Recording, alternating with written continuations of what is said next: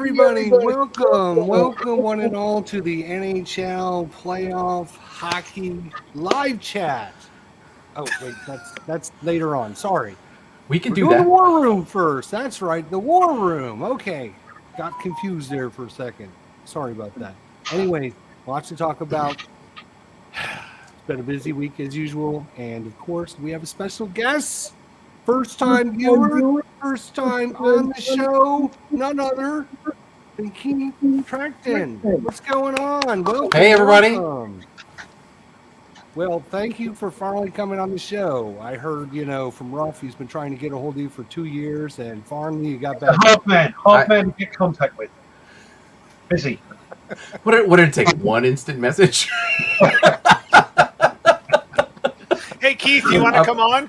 Oh, yeah. I was like, that was an arm twist. That hurt.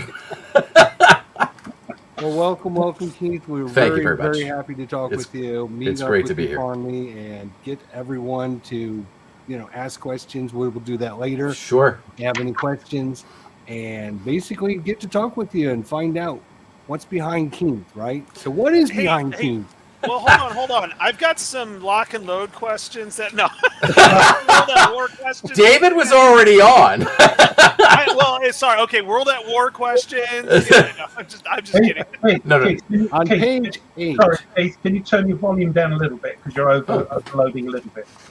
I can. Oh, don't have them adjust anything, Ruff. Just the volume. How's no, that's not that one. How's that? That's great because there'll be lots of laughing on this show, and the old people don't like that. Maybe I need to lean. I'll lean back when I laugh. I always lean back when I laugh. Sorry, as you were saying. What was I saying? What makes Keith? What makes? All right, so here's the most important. No, go ahead. What's the most? Here's the most important question, right? The most important question that we ask all of our game designers and developers and game manufacturers: do you clip counters or not? I do not. Yes. Good question. Yes. I like this guy. Maybe it's because I mean, we all. It's funny. I don't say I grew up. We all grew up on 70s stuff, and I just I got an old copy of Red Star, White Star, which at the time was one of my favorite games, and I'm like, no, you don't need to clip this. It just things move around too fast. But I understand why people clip them. I totally do. I mean, sometimes you just kind of want a little neatness, but I don't think I have the time. But you don't have to with lock and load. You don't have to with lock and load. That's one thing I love about it. That is one thing. Somebody came up with a great way for World War 85 to store the counters, and they basically said, all right, we're going to pop the counters, put a sheet of paper behind it, and glue it on there, and they just put the counters right back in. Yeah. And they pop right out again. So I'm like, okay. Right. Yeah. So if that's the most important question, thanks. I'm done. Okay, we can be at Denny's in 10. I'm sure they stole that idea from me. Right. Well, sure. I mean, I think, back in the day, I think we cared more about, content to start with because the content was so cool. Right. The 70s games and 80s games, it just, you look at the counters now and you're like, I need to find a copy of Search and Destroy, the old SPI Vietnam game, because there's a tabletop simulator module. And I looked at the counters and I'm like, they're really no frills, but what a cool game. Right. You've got a game that, has, a form of hidden movement where, it's important not to know what the unit is, but it's less important knowing where it is. A lot of hidden movement games, the toughest hurdle for me for doing, if I'm doing a hidden movement game, which I don't because I can't get over this hurdle, is not so much you don't know what he is, as you know where he is not. So you can take your flank move and there's nothing there because there's nothing there. Now, games that use dummy counters, that's helpful. I wish I remembered the game, but it was like a variable dummy counter. That was perfect. Perfect Fog of War. But I haven't been able to tackle that myself. I kind of like the 2D view chess version of things. Yeah. I mean, I don't mind hidden movement if you can work around it playing solo. It's quite fun to pick them out randomly, and you don't know which one's the real ones. You can see where they are. But right. Anybody remember the old GDW semi-monster game Crusader? I've heard of it. Rommel versus I think Wavell in the desert, and that had a really interesting take on things because you could see the counter, and then you had an off map display that had the contents of that counter, and the counter counted as like a dust marker because in the desert you could see it. Right. But the player can see the 10 hex gap between like the Italian division and the Africa Corps and go right through there. So that was sort of, it's close, but that also had an interesting logistical treatment. Everybody goes back and forth with logistics. It's a completely different show. My thing is there's no logistics in World War 85 other than the things that directly affect that 2-hour battle for a reason. There was a wonderful seminar on that in one of the virtual conventions about why you don't want real logistics in your game. That's, I loved that. They also happened to use my game as an example. I'm like, oh, this is great. By logistics, you mean sort of supply and getting stuff? Ammunition, POL, petroleum oil, lubricants, food. I think those were I don't remember about food, but ammo and POL were the main things that I remember from Crusaders a long time ago.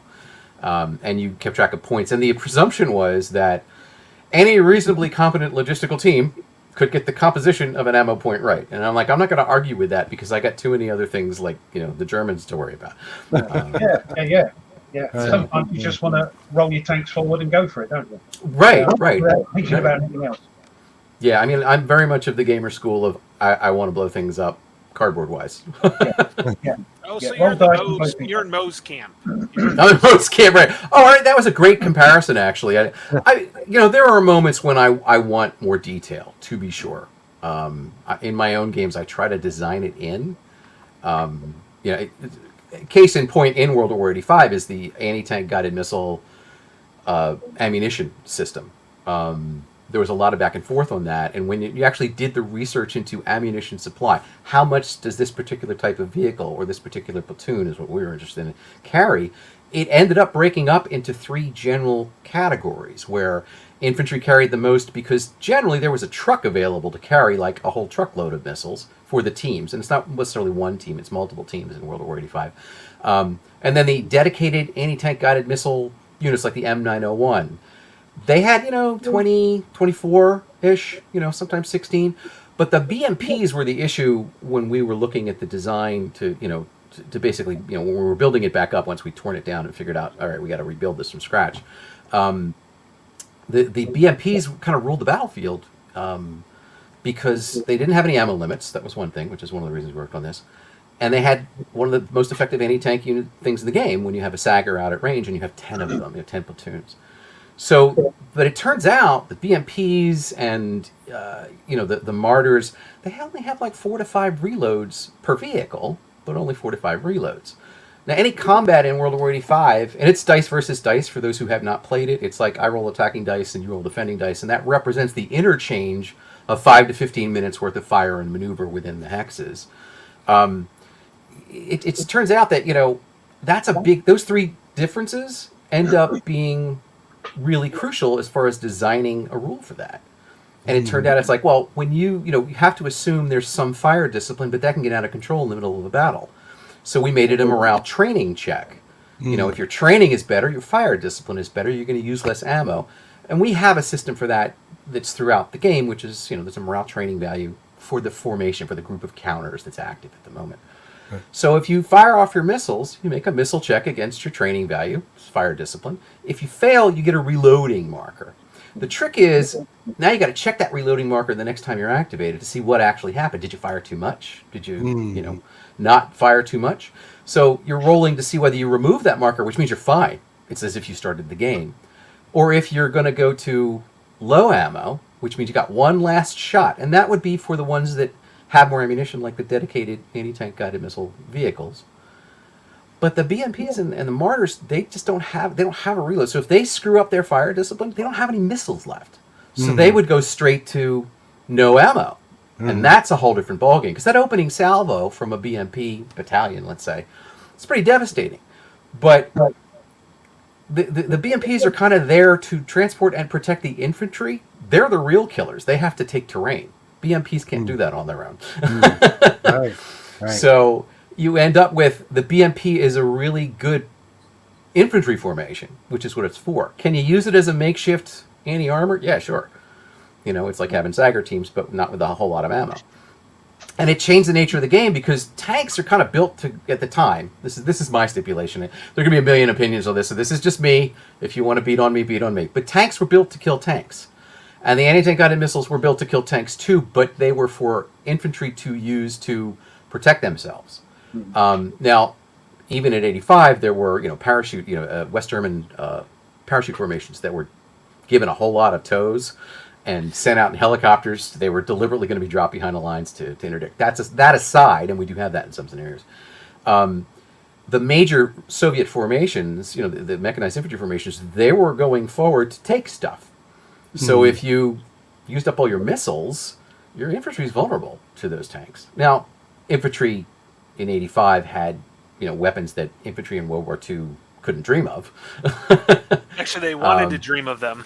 They wanted to dream of them, exactly, yeah. It's like, the books where people go back to World War II with, 1985 weapons. It hasn't been written yet, but it should be. I don't know how much fun that book would be, or how long World War II would be, depending on which side. Right. Well, then the one series I was reading, it was kind of cool that way. Then he introduced aliens, and I went, no, that just jumped too sharp. Well, I'd just like to say hi to everyone. Yeah, that's hi to come out everyone. tonight. Oh, yeah. Hi, everybody. William and Harold, Craig, All here. Michael, Game's all Tim, the OG, OG, David, got OG. it yesterday. Johnny, Dave's Gaming Cave, which will be coming on the show here next month in June. Mike Butterjelly.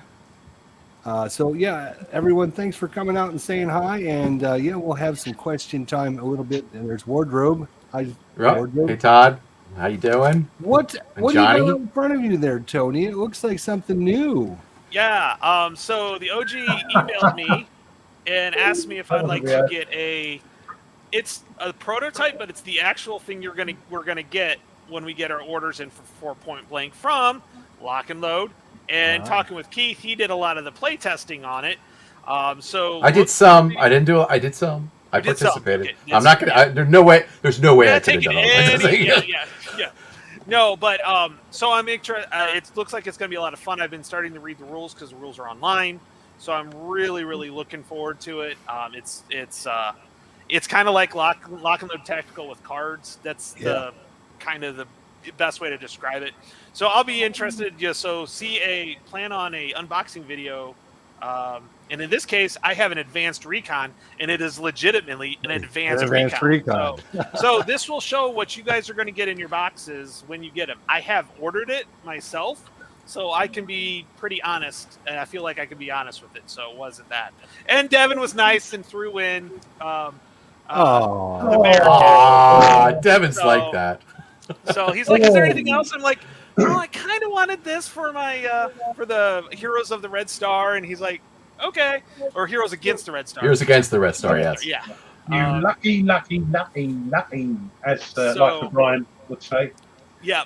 So plan on an unboxing and lots of playthrough videos. The reading on the rules, I am so excited to play it. It looks like it's going to be a lot of fun. I plan on doing some two-handed and then also doing some of the solo because there's a solo bot in there. So I want to show how that's played out too. Gimpy's done a lot of videos, so I've watched those. So I'm going to hopefully, and Devin's agreed to help me out, and I will message him with any questions as I come across. He's helped me out, so Devin's such a good guy on that. So he'll do that for you. Yeah. So I'll make sure I get that out here pretty quickly, just to really make sure you guys know what you want. And if you looks pretty cool and you haven't ordered it yet, you can go get it ordered. So Alistair's asked a question. If somebody doesn't know what this is about. No, completely different. Yeah. I would say it is closer, from my reading, it is more closer to Fields of Fire than Warfighter.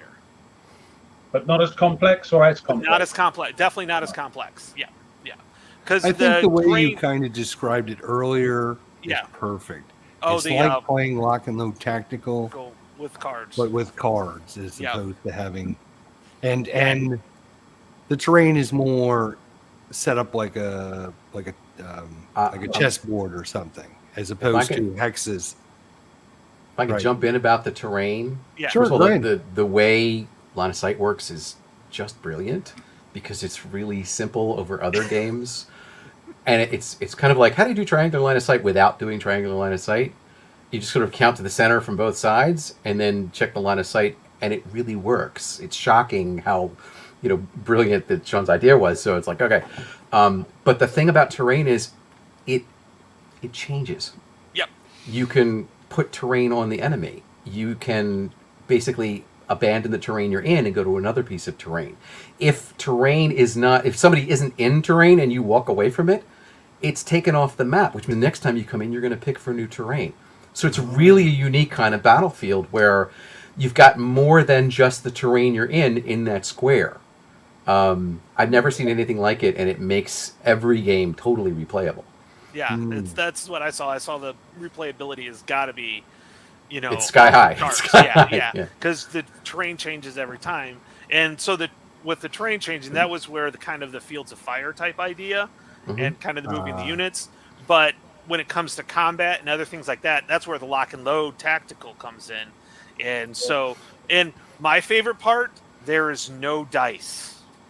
You don't roll a single die. You flip a card. So I'm good to go. Well, this will be fun. You'll be all right with that, Tom. You'll be all right with that. I can't roll dice worth a damn, but I can flip a card. Oh, that's why. Yes, I can flip I'm sorry. On the clipping, on one way, on the dice, I love rolling dice. I did. So, but I totally, I'm not in the rhythm of picking cards, but that's just me. Everybody around me picks the cards and they're fine. I'm like, okay, fine.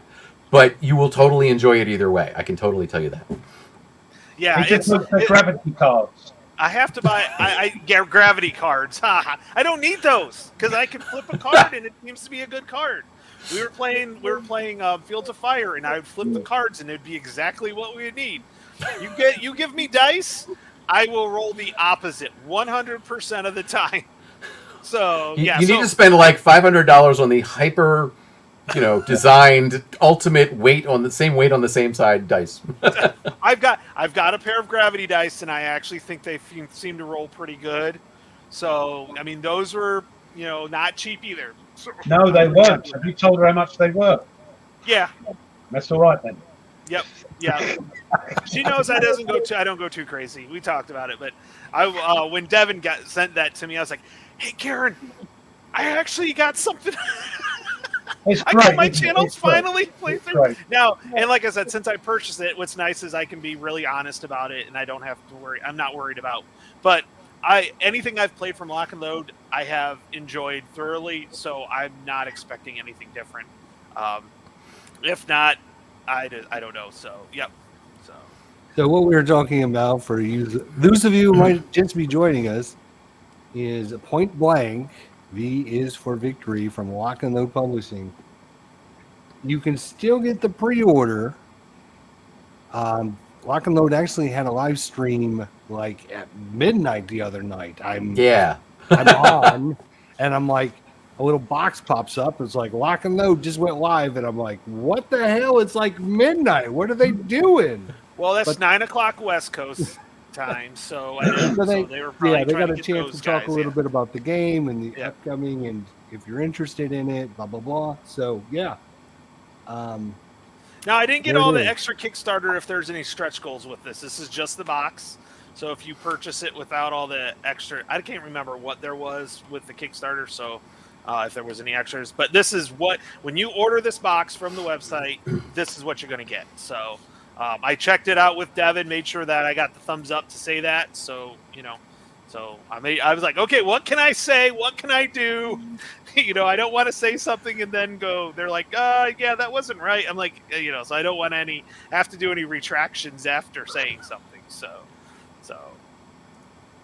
but yeah, no, I'm looking forward to it. It looks like fun. So, and then I got that crazy game by that new Edge designer Herman, like I don't know. And good luck. Thank you, Herman. So, and I better not say anything because I know what's in the box that he has. So, but thank you, Herman, and then I'll make a comment later. Yeah, but the not in Magnificent Style, of Most Fearful Sacrifice. So I did an unboxing. That is an impressive It looks box. really cool, doesn't it? Oh my god, that thing was cool. I think I can lift weights with that box. Like I can do exercise. I can say it now. I got one of those. You got one, right? Yeah. It's right behind this thing here. Yeah. So here it is. So again, for those of you who don't know, Mark Walker, friend of the channel, last year when we did our 2-year anniversary special, donated a copy of A Most Fearful Sacrifice. So a big shout out to Mark Walker. Big thanks to him for donating it to the cause. You can see it's unopened because actually the guy who won this, Douglas Gearhart, lives about 40 minutes from me. So we're going to try and hook up. I'm going to take it over to him this week. He's actually in the military. That sounds dodgy. Yeah. If he doesn't want it, no. He's actually in the military and he's up in Atlanta this weekend, or we would have done it. Do you know what he does? He jumps out of perfectly good airplanes. I think he does. Yes. So I'm going to let him do his own live unboxing or whatever he wants to do with it. So I didn't want to do it, but I wanted to at least let everyone know Mark Walker, Flying Pig Games, Herman Lutman, everyone that donated to our show's 2nd anniversary. Thank you very much. We do appreciate it. Thank you. Good show, that. Yeah. And Herman, while we have you, it's gorgeous. It Congratulations. is. That's what I wanted to say was congratulations. Yeah. That so I'm not a big I enjoy looking at Rick Barber's maps. I'm not a big fan of playing on them. I love them. But that map is big enough. The hexes are big enough. I didn't have any issues with that at all. I thought it worked perfectly. I think the smaller hexes, things kind of get shrunk down. But with the bigger hexes, that's on those boards, I'm going to enjoy that. So I really think it's a larger hex type thing. So. It's just his maps for the American Civil War just look so contemporary. I love them. It looks like they were written in the 1860s, drawn, and they're just yeah.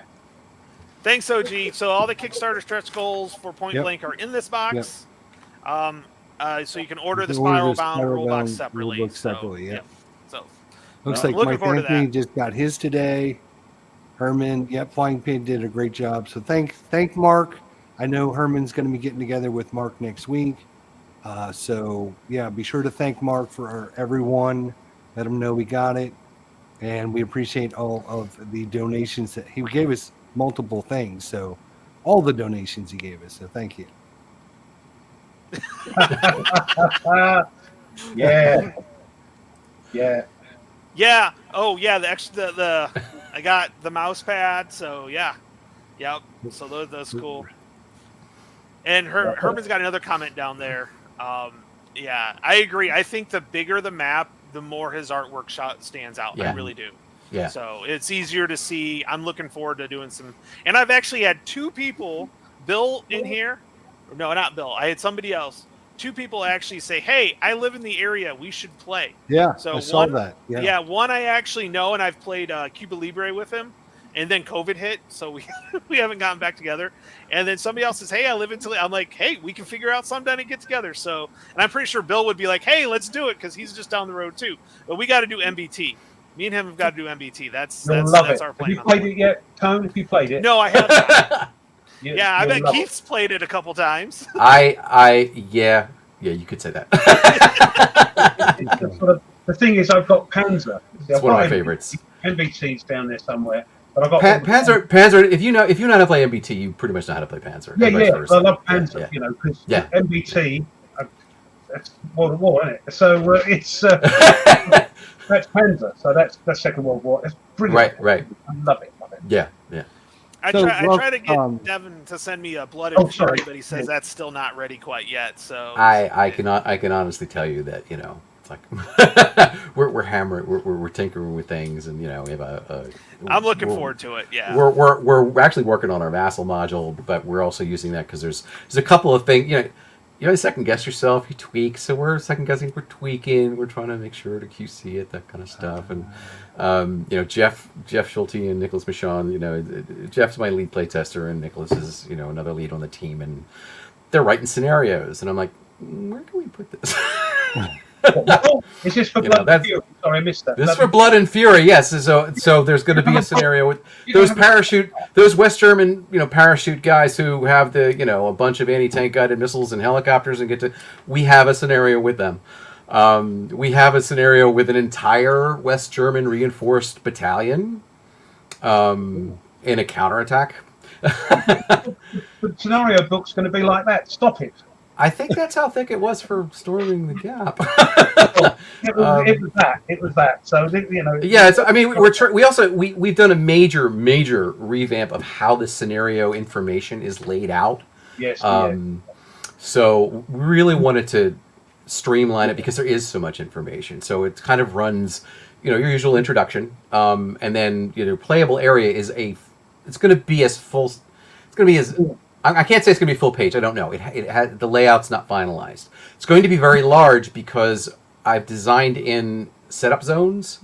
There's a lot of hex calls, and in order to minimize those hex calls and proofing those hex calls, if you put that area on the map and say it's Soviet setup area 1, visually I think people will get that. And then of course there's places where you want to have both the hex call and the single hex on the thing. But the idea is that you'll be able to look at the setup map to visually see what the reference is for where you're coming in, where you're setting up, that kind of stuff.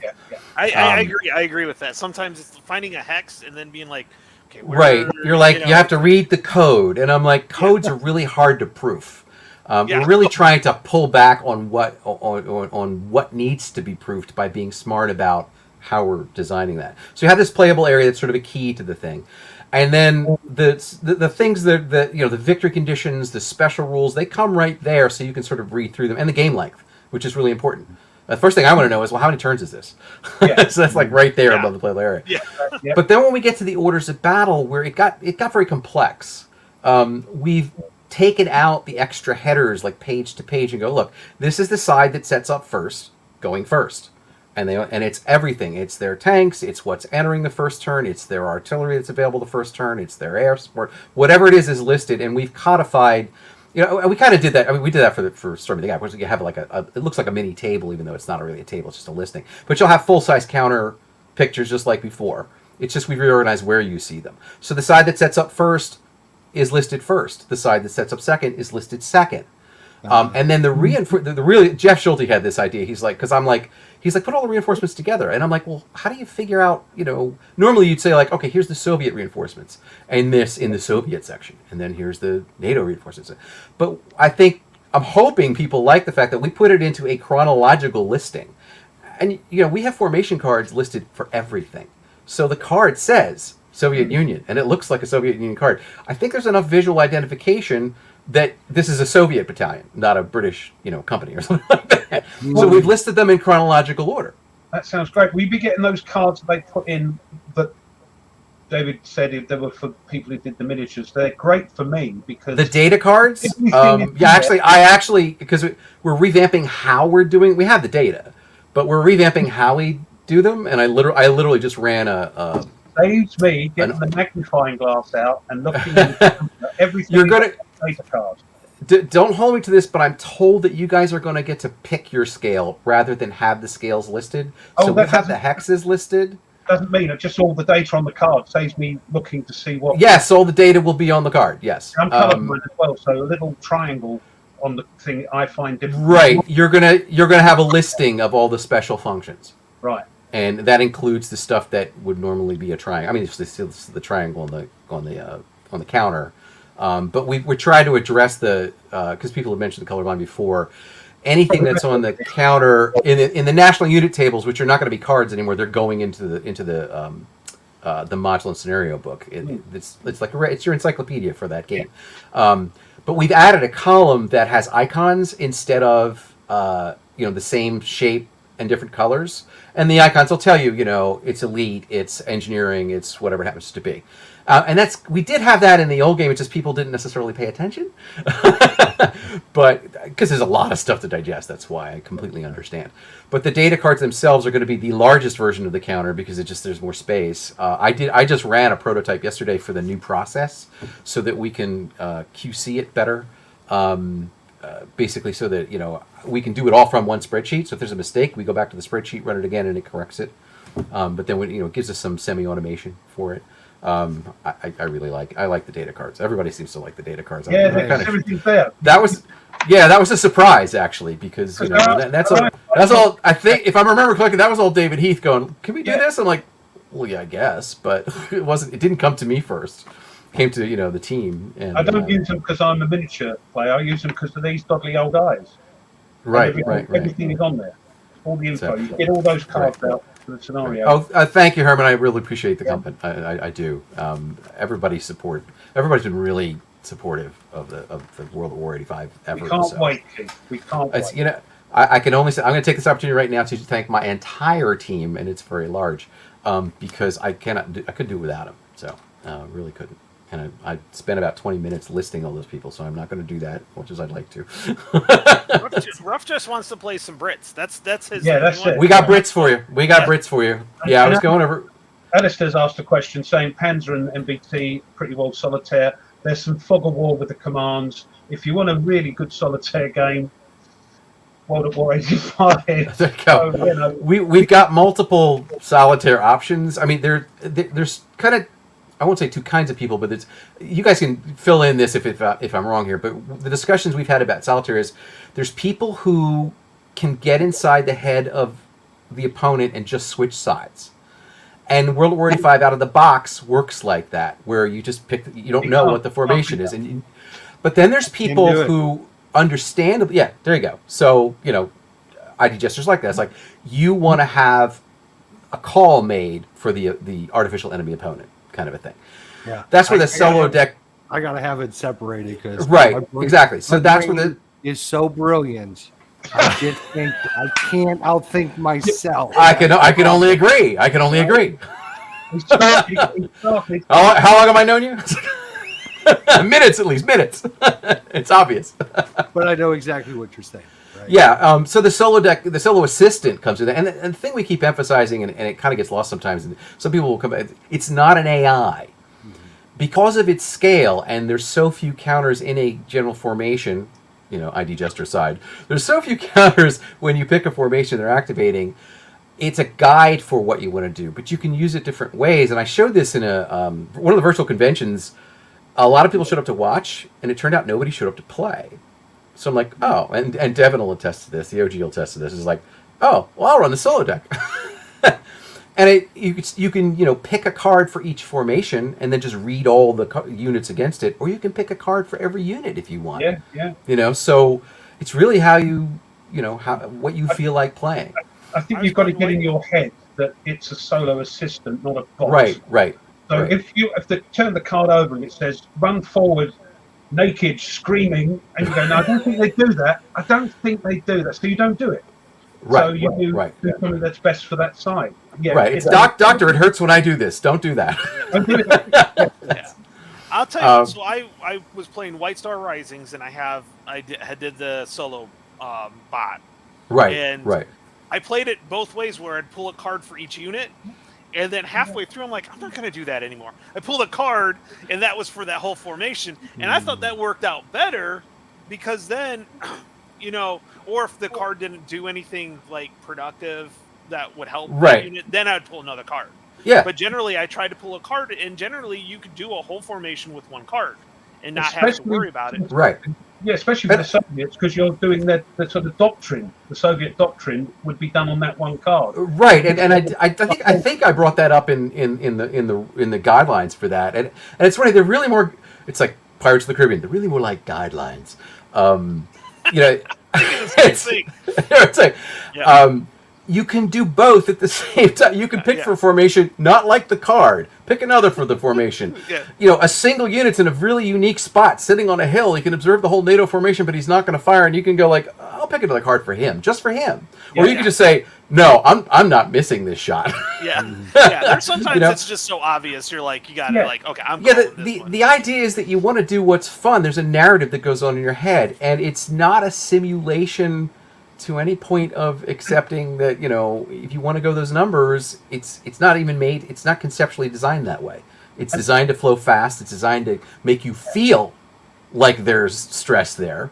And that's, I think, the thing that people are kind of shocked at as they're playing this game and they're on they're like biting their nails. This is us too on the testing team, and we were very satisfied with the testing because every scenario, I'm not gonna say like 90% of the time, 60% of the time would come down to the last turn and the last hex.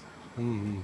I think Lock and Load does that with most of their games, by the way. Yeah. Because I was playing Heroes of the Falklands with Kev Sharp. We were playing face to face. Wow, that's one of his favorites. I would love to do that, but he would take me apart. He did a pretty good job, and a lot of it was my setup.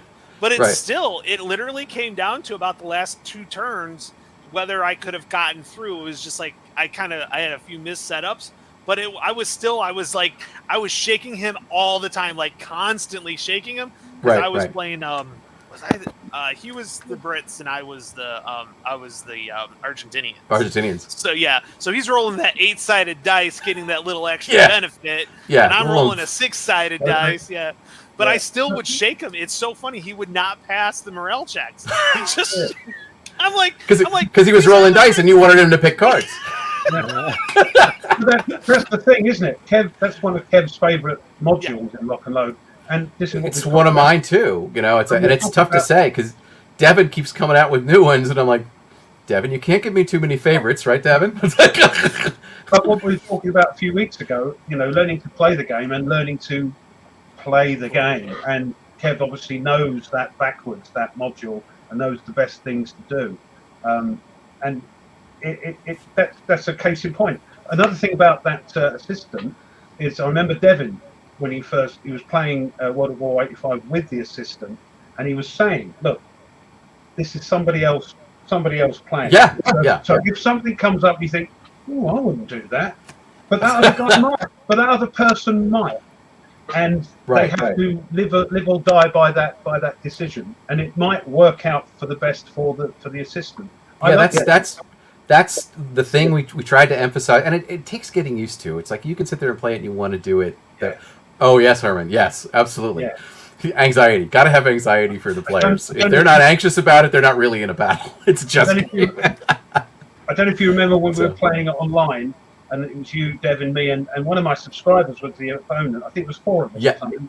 Yeah. And I had a tow jeep, and it was going up the hill, and they couldn't shoot it, and it was shooting back all the time, and you couldn't believe the dice I was rolling with it. And, Right. It doesn't play like you. It's like if you're playing a solitaire opponent, and this is the thing about if I play solitaire, I tend to play, myself. But if I really want to challenge myself, I use the solo assistant because it doesn't play like me. And that's the only thing we can promise. And people will they'll stop and they'll send questions like, this is dumb. Why would it do that? I'm like, well, you have to put it in context of the whole thing. If it's doing something dumb, you don't know if it's not sacrificing itself so that you get sucked in there and then it hits you the other place. And I've had that happen. Yeah. Scenario 21 in Storming the Gap has a very unique start because there's a giant lake and the Soviet BMP battalion starts in the water trying to make the edge of the lake. And there's a lot of M1s, sitting back from that. And the M1s I was playing the Soviets, and these M1s suddenly came charging at me to the edge of the lake. I would not do that. I'd wait for them to come out. Right. And then, in that particular scenario just north of there, my whole T-80 battalion comes on. The M1s charged. I'm like, why are you doing that? But that's what it said. And then it turned out that, they got destroyed, except for one platoon, and he lasted the rest of the game and was picking off the 80s. And I'm like, oh my God. It's like I said, it doesn't play like you. It gives you drama that you wouldn't have. It could have been a bad command decision from whoever's in charge of Right. units. They go, charge. Right. You go, what? Charge. And you go, all right. Yeah, brilliant. It's Napoleon. Don't interrupt the enemy when he's making a mistake. Yeah. I can't say we've listened to a lot. There has been a lot of feedback on the solo assistant, and we're thrilled for that. There are some things that we can be more helpful with, so we are going to put stuff in for Blood and Fury. It's going to be easier to figure out when you should opportunity fire. It's going to be easier to figure out. The solo assistant is going to be able to, have an opportunity fire thing. The solo assistant is going to be able to give you if it isn't obvious or you don't want to make the choice. If you want to say, all right, well, I don't know if this guy's going to load or unload, you can pick a card, and see that. There's a couple other things that will be in there that I won't tell you about because they're not Oh. finalized. But one of the percentages. Okay. Sorry, it's in the new Solo Assistant. There's a new Solo Assistant coming out. It's going to be refined. It's basically the same thing. We're just kind of adding a few things. There's nothing in it that you couldn't do just by, picking a card and saying, all right, well, if I pick assault, then it's going to go unload or whatever it is, or roll a die. Yeah, but there were things that people said, well, it would be nice to have. So we took another look and said, well, we have this opportunity with a new publication to refine it. And David, who always has fantastic ideas, came up with a spreadsheet based on what we already have and said, oh, we can tweak it here, here, here. And I'm like, and of course I look at it and go, more work. But I look at it, I look at it again, it's one of the funniest percentages is I was trying to compute, and you kind of have to make a guess. And I think Herman can identify with this. Is like, okay, so you've got your artificial enemy opponent, the guy you're picking for, in an offensive posture, and he's at point blank range. Would he load into his transports? And you're like, probably not, but you can't. The whole point to the Solo Assistant is that there's no such thing as absolute. Well, it's like, well, I would never do that. Right. But there's a situation where somebody would, and you don't know what that is. So if you give that like a 10%, believe me, 10% is enough for that stuff, where part of my design philosophy is it's not that it's a low percentage or a microscopic percentage. It's that if it's the really dramatic one time it happens, everybody wants to have it happen in their game so they can tell the story. You remember? So when somebody says Rorke's Drift was a 1 in 4,000 chance, and I was like, that's nice, but everybody who's playing Rorke's Drift wants it to happen in their game. Right. So the percentage is suddenly up to 1%. Is a lot when you're making, how many die rolls are you making in your average game? If you're making several hundred die rolls. I try to avoid die rolls. How many cards are you picking in your average game that have pictures of dice on them? But if you get it to 1% and it's a really wild thing, then yeah, it's going to happen once a game.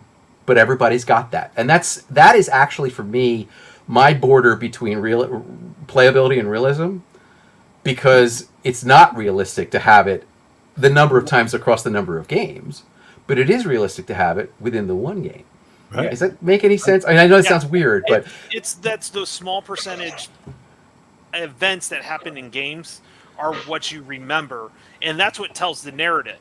Yes. I play ATS, and I've told this story before. It was Mitch Land, who I was playing with, threw a satchel charge at me. I literally caught the satchel charge, hate that, threw it back at him. It was a 1% chance. Yeah. Threw it back at him and damaged him. So it's those small percent chances are just so much fun to talk about. Remember, squad leader back in the day. One of the scenarios where Americans are coming across the bridge with their Shermans. German engineering squad sitting on the end of the bit with the satchel charge set up wire to the bridge. My friend rolls a 12, which is a fail. And he's like, we're like picturing the Germans going, it's still standing. And literally, it's like, it was a bridge too far, the Nijmegen Bridge, where they're like, yeah. And you see the fireflies coming across the bridge. But that's the stuff you remember. And the fact is that a lot of my historical study goes from, I've always just read books about firsthand experiences, and then up a level, platoon level, and up a level company and operational. And you get to the point where it's like, well, what actually happened? What was the how of what happened? And you find these incredible experiences in every single battle, because things are flying randomly in a battle. And when you have enough random events... You and Herman need to hook up, because we just had Herman on like literally a couple weeks ago, and he said the exact same thing. Well, we were just on the same page about anxiety. Brothers, and you don't know it or something. I tell you, I have a Civil War game on Gettysburg. First of all, I live, a couple hours from Gettysburg, but, I went there as a kid, I've been there as an adult. It's just one of my favorite places. And I have it, and it's sitting in my basement on a map that I made, I don't know, back in 2001. I have a system. It's not as elegant as the what's the new one? Black Swan. Black Swan. Yeah. Blind Swords I loved, Black Swan is it's just not as elegant as that. I mean, I own a brigade level 2, and I do have things that are different, and I may do it one day, but yeah, I'm totally there as far as that goes. I mean, just to segue back to the topic I was talking about was, I think the thing about design is that if you can scale a game so that the largest best unit can be beaten by the smallest worst unit, and get the scale in between of those percentages, you're going to find there's going to be that one exciting event of that happening, the Rourke's Drift, if you will. I mean, training aside, I mean, obviously the British were well trained and everything, but the Zulus were nothing to shake a stick at either. They were really, it was two forces that were in a horrific situation, but it just worked out, or didn't, as the case may be. But that situation of Rourke's Drift, think of it as one battle in the scale of a battle. Depending on your game scale, everybody wants that to happen, but it only needs to happen once. It doesn't have to happen all the time.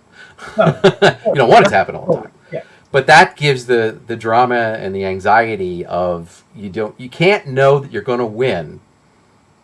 I mean, certain times you can if you really did well and the other person did do well, whatever it is. You can tell. Sometimes, I mean, I hate it when I can tell when I'm losing, but I'll play it through.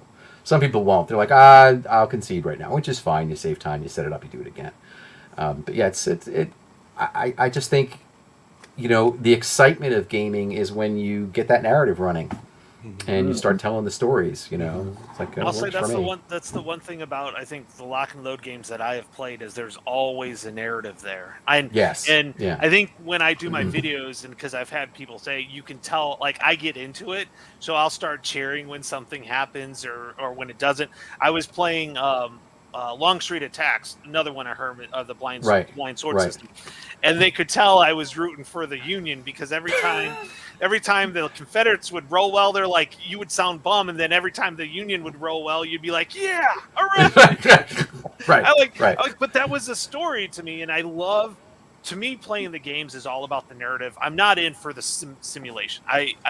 To me, the simulation part is the boring part. The part is the narrative, the story that it tells. I mean, here is Fury standalone game, or you need Storm the Gap as well? No, we are totally. Blood and Fury is totally a standalone game. If you don't want any other game in the series, you don't need to. Which is not to say it will not have additional things that you can use to enhance it. And there may be some crossover where Blood and Fury is Volume 2. Volume 3, we think, is going to be We Shall Hold, which adds additional forces. We're planning on the Dutch, the Belgians, the Canadians, and of course lots more Soviets, and of course the West Germans. It's their country. We're definitely people always short shrift the West Germans. I'm like, West Germans, it's their country. They're going to defend it. They're going to be in every module that's in West Germany. They might be there. Yeah, they might. Right, but it is a standalone. And what we're thinking of is we had. In Storming the Gap, we had Defensive Frankfurt as a stretch goal. 8 maps based on a real spot in West Germany in the Fulda Gap. We have 2 sets of 4, same thing, and they happen to fit together for Blood and Fury and for We Shall Hold. We can only do, production being what it is, because things have changed since then. And putting it all in one box, we're thinking about where to place those 4 maps. But if it comes out as an expansion, and this is a big if, because, like extra maps, I don't know. I don't know what's going to happen. When the Game Found comes out, then all those decisions will be made.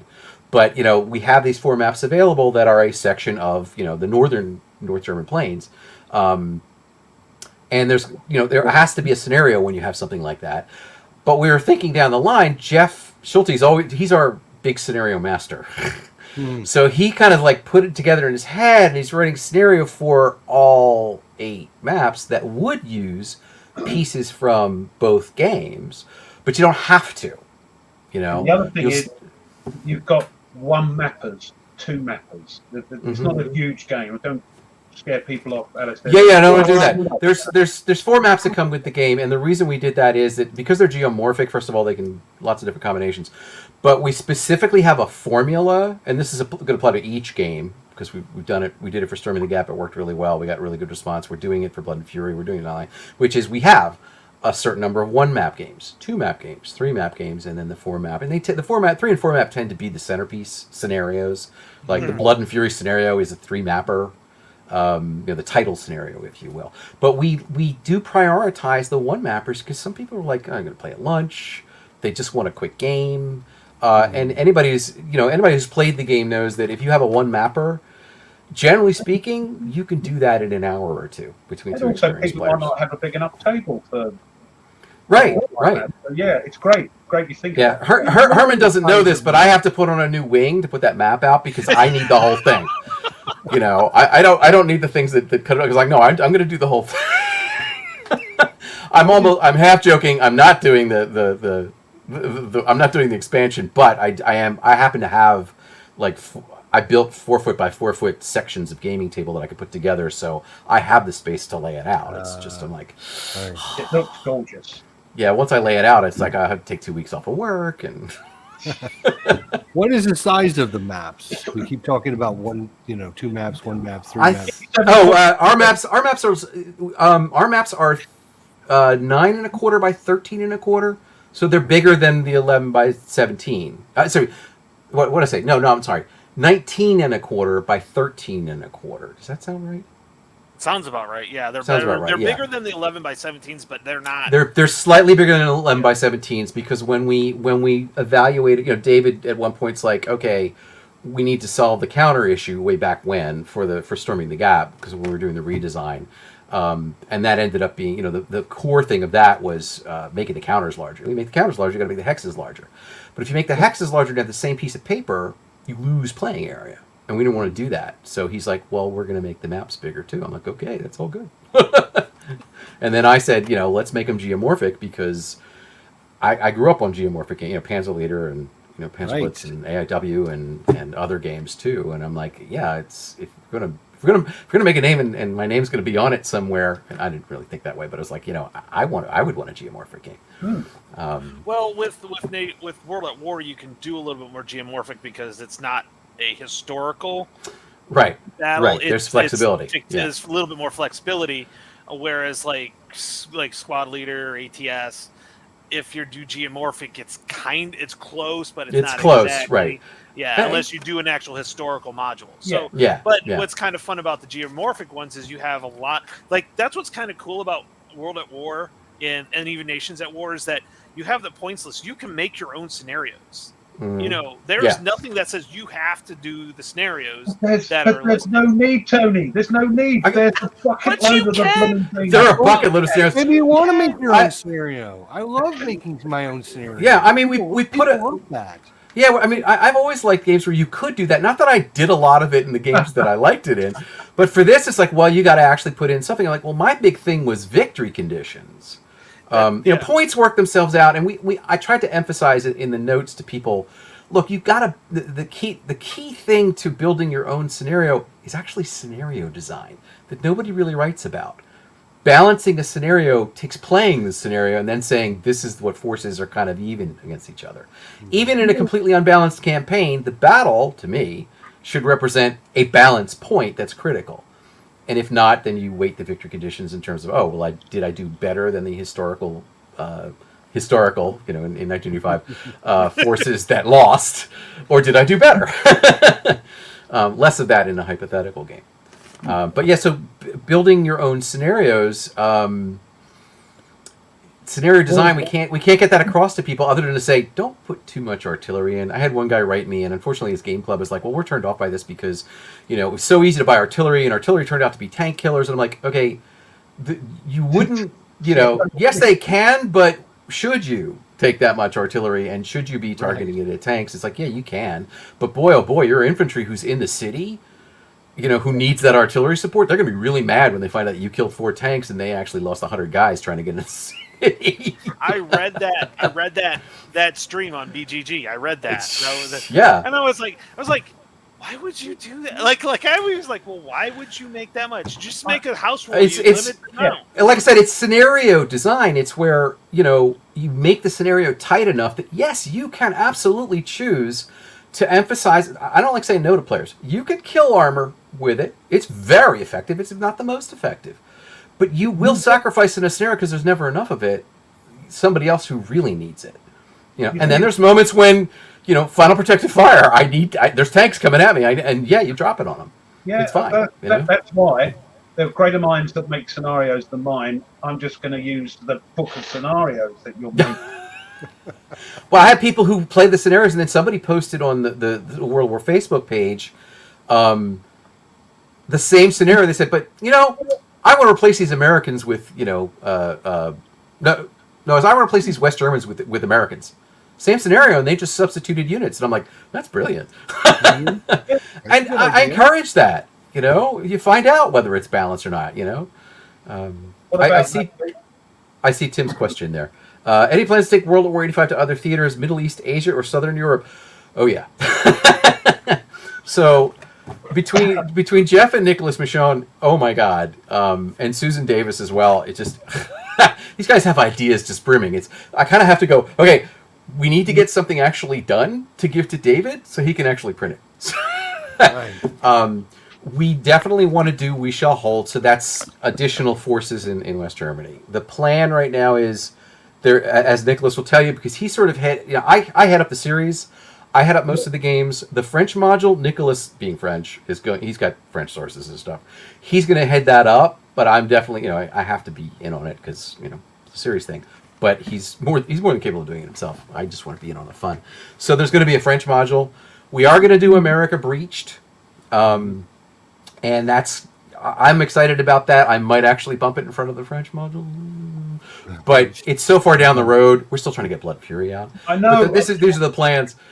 We definitely want to get to the Far East, where with the Vietnamese, the Chinese, the Japanese, the Japanese not to start with or smaller than others, Marines. We have stuff in Southern Europe. Nicholas has a wonderful idea to bring in, I think it's the Hungarians, the Romanians, and the Italian. I want the Italians in something. That's are they going to flip slides?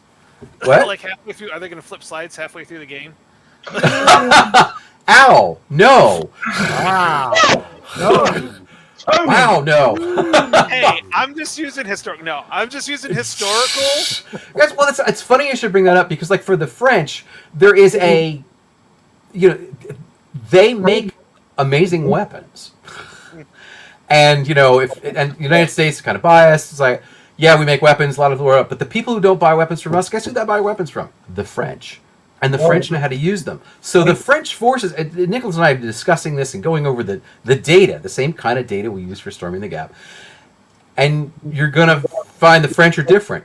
Different in formation size, different in their secondary weapons, different in their anti-aircraft doctrine.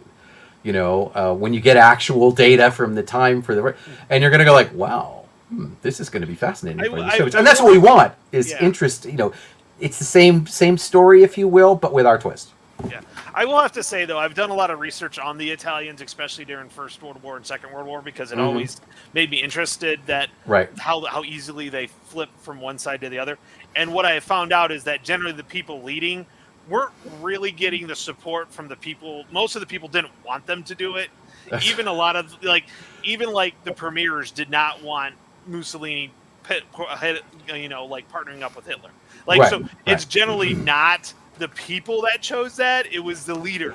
Well, so you have to say it. Yeah. So I'm go with the other comment that they make about the poor Italians, that they train hard marching backwards. It's terrible. Have you played the old Avalon Hill Tobruk and played the M1340s and the Semaventes? No. It's hard. But you got to do it because you got to get a feel for what they were. You have paper thin armor and you're expected to go in. Yeah, I know they weren't. They weren't. That's bravery in a way you don't even want to. Contemplate. Well, that's the thing. That's what I found wanted out. to be at home and drink their wine and eat their food. They didn't want to get involved with Mussolini. Kelly's heroes. I'm drinking some wine, catching some rays, eating some cheese. Yeah. So I joke, but I know how serious, and I know that most of the Italians did not want to go to war. In both of them, they wanted to stay out of it, and of course, it's always the leaders that always cause the problem. So yeah, You know, I joke, Go ahead. and I know we know you're joking, but it was like the French, after the First World War, the Second World War come along, they go, oh, crikey, here we go again. There wasn't a lot of enthusiasm. It was, so. Yeah, I mean, But serious topics aside, back to games. Exactly. Something flashed by. I didn't see what it was. Was I supposed to answer another question? No. Which I'm happy to do. Bad Tony, bad. Bad Tony, bad. Tony being bad. Bad Tony, bad. Yeah, bad Tony, bad. Yes. I have played. So I wasn't a big North Africa, but I'm starting to have a little bit more fun. So, and actually, the Nations at War module actually got me into learning a little bit more about that and having a little bit more fun with that. Right. I did play DAC 2 with Kev, but I just couldn't get moving on that. You're the one. Yeah, so I could not get moving on it. Like every time I was about ready to build up something and go, I would roll like surprise for him and not for me. The way OCS works, that surprise can really make or break it. Battle. Yeah, and I would be like rolling and it would be like 6 shifts to the left. Oh, careful. So I went from 13-1 down to a 1-1, which at OCS a 1-1 is basically the attacker's losing. Right. It's like 1-1. Why am I going out there where he's got one gun for every target I'm bringing him? Exactly. Well, I think the other thing is that, and you're talking about scenario design and balancing scenarios. If you look historically, battles were not balanced in general because generals and leaders do not want to fight somebody that's the same strength. Right. But the good stories come from when you have a lesser strength unit going up a stronger a heavier gun. The David and Goliath story type. Right. Oh, yeah. Right. But when you look at actual battles, nobody wants to meet 50-50. No. What amazes me, I'm listening to a history of the Peninsular War, and what amazes me is here got not even Napoleon, but his marshals on one side, and Wellington or the Portuguese or both or the Spanish. There are lots of Spanish troops, and the number of battles where the number of troops was similar. They're like, okay, so they knew they were moving, and then they moved out, and they happened to have like both 12,000 troops, and you're like, how did they even know to send out only 12,000 troops? I wonder if they were like counting flags with spies or something like that. I don't know, but it was just I was kind of sure. It was like 50%. We're like, they have a similar number of troops. What are the odds? There must be some spies. You're looking at like the Battle of the Bulge. There were more Germans than Americans, and it was just logistics. Again, logistics. You don't want really to play with logistics. But the then you've got the for the mentality Germans. of the troops though at that time in the war, haven't you? So there's lots of things. And GBOH is the same. They have a lot of unbalanced because that's historically. Yeah. Wow. I remember way back in I haven't played much GBOH. I was watching your guys replay.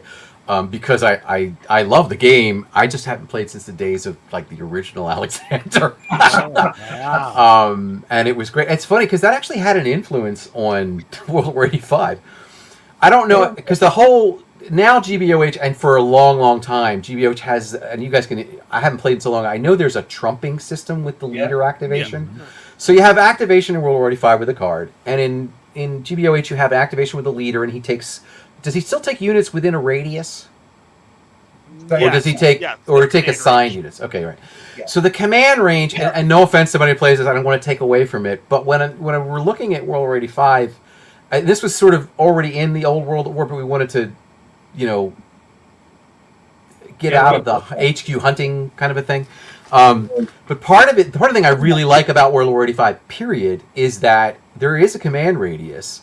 Outside of it, you're not out of command. You roll, which means you can still be in command. Mm-hmm. So you have absolute control over where you're, how risky you want to be in terms of command. You can say, all right, well, these guys are in command, but I really need these two guys to do the special mission that I need. Also, it's a great way to model doctrine because we have more units in a smaller command radius for the pact forces. That's doctrine, as opposed to fewer units in a larger radius where more flexibility for NATO. That was like one of the most basic choices. It works really well. But I love it and I can't take credit for it necessarily, but it just works. We refined it, but at the same time, it's like that's it. But for Alexander, I call Alexander and again, no offense to anybody, please. because people work hard on these games, and I really do enjoy them. I call it the glass wall command system. So like Alexander has like what, a 10 hex radius, and then you have the other guys with 2 hex. And I picture the runner with the orders is going out to somebody 3 hexes away, and he gets 2 hexes. The glass bubble because he can't get past it, which is what I really like about. I believe this is Blind Swords and Black Swan too. Is you have this flexibility to be outside of a radius, and I may be mixing metaphors here. I apologize, especially with Herman on. But the idea is that real world forces do detach, and they do spread out, and they do have trouble getting to people farther away, but they do it. There's no physical restriction to it. In the Civil War, you'd send out a horseman or 2 or 3. Yeah, Napoleon would always send out 3 riders. Yeah. If they're out of command, you may not be able to change their orders. So Right. they still do what they were told originally when they were in command. Yeah, Right. exactly. There's that whole command momentum thing. It's like, I've got 15,000 guys moving already. Your order's a little bit late. I can't bring them back. I can't bring them back. Right. But I think, and that was early. It was so early on. I think the trumping rule really it just rectifies that. So it's, and I remember I played an early version of the like way back when it was first introduced. So I don't really remember. But watching your game, I was like, oh, I remember how much I like this game. Yeah, it's a different game, but I like the battle command possible thing. You've got to Nations of War as well, because if they're out, you might send something out of command thinking they're experienced enough. If they're out of command, they know what to do. They're going to carry on. Then you throw the die and they go, oh no, they're going, what should we do, guys? What should we do? They're out of command. That's a great system for both World at War and Nations of War, where you take a chance, bring them out, and roll the die. I like a game to allow you to use tactics that are as close to reality as possible, which is a realism thing for me. But there are moments when any game will break. But one of the interesting, if gamey, on the surface it looks gamey, tactics in World War 85, and I don't talk enough about tactics, is when you have, let's say in your Soviet battalion, and you have a platoon of indirect fire, counter of indirect fire artillery with you. And historically, these were the 2 S1s, and they were tasked with, believe it or not, direct anti-tank defense. Totally inappropriate for that. They have no armor. But on the other hand, people were saying to me, when I was doing the research, they're like, okay, now that's what they did. I'm like, yeah, but they're not going to waste a perfectly good indirect fire unit, especially when it's up front, on that kind of thing all the time. They're going to have that capability. So I find that if I move up my 2S1 in direct fire range, it's going to die. But when people use their indirect fire, because of the command radius thing, as your battalion moves forward, which is what it's made to do, in order to fire the artillery, you can't move the artillery. So you get this spread, and now you get what do I emphasize? The support artillery, or do I just roll for that? And that roll, because most people decide to keep their guys moving forward. You can put the HQ on it and I guarantee your indirect fire, but then the rest of the guys might pull back. But then again, if you're going to drop an artillery barrage, you would slow your forward unit out. So from a reality perspective, that worked for me. On the opposite side, well, if I'm moving my battalion forward, maybe these guys are like, too targets move, too difficult to find targets because your guys are moving.